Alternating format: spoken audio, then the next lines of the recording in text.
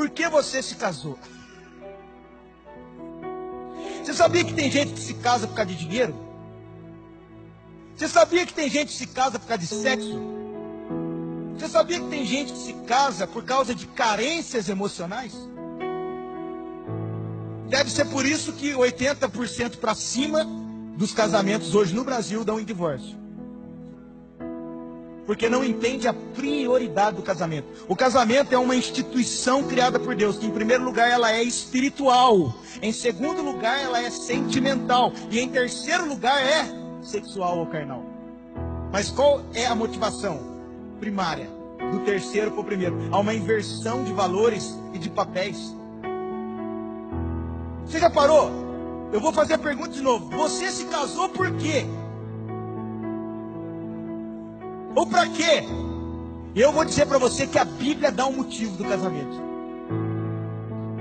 A Bíblia dá um parâmetro pelo qual nós devemos se casar. E é a partir desse fundamento que a gente constrói uma família numa base inabalável que nada pode derrubar. Agora nós vamos fundamentar isso. Você quer ver o motivo? Abre aí, ô João. Efésios capítulo 5, versículo 31. Tem um motivo pelo casamento.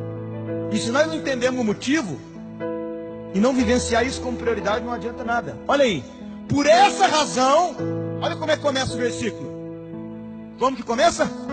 Por essa razão, ou seja, por esse motivo, o homem deixará pai e mãe e se unirá à sua mulher, e os dois se tornarão uma só carne. Que razão é essa? Passa o próximo versículo, João.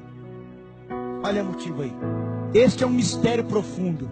Me refiro, porém, a Cristo e à igreja.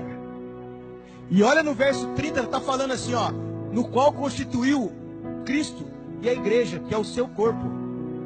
E aí depois ele põe uma vírgula e continua dizendo, por essa razão, o homem que se casa. Que razão é essa?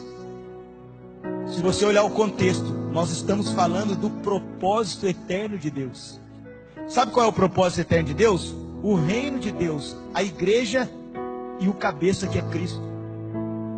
Ele está falando de Cristo, ele está falando de um propósito que Deus instituiu.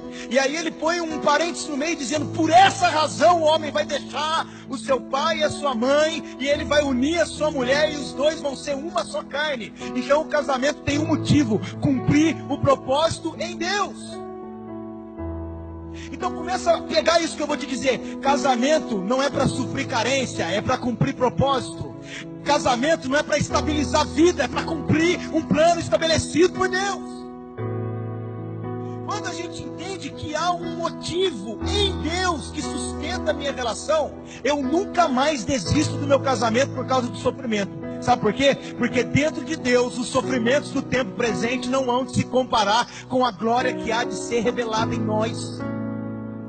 Quando eu entendo que existe um motivo em Deus para o meu casamento não tem a ver comigo, com as minhas vontades e os meus anseios, mas ele é um propósito para Deus. Quando eu entendo esse princípio, as tribulações não arrastam meu casamento, porque dentro de Deus a tribulação produz paciência, paciência, experiência, e a experiência, esperança.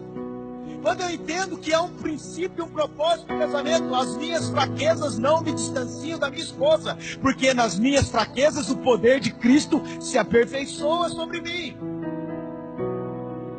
Então eu vou te dizer o que eu aprendi quando eu casei. Alguém me disse assim, cuide para que a sua esposa ame mais a Deus do que a você. Essa é a garantia que você vai sempre ter ela com você. E a mesma coisa disseram para Débora, cuide para que o Fabrício ame a Deus mais do que a você, porque isso vai proteger a sua relação. Essa é a razão. E ele continua, é um grande mistério. Eu estou falando de Cristo, querido, teu casamento é a figura do propósito de Deus. O esposo e a esposa se ajuntando, a cabeça se ajuntando com o corpo para vir um governo de Deus sobre essa terra. O seu casamento é o reflexo do que Deus quer fazer na terra.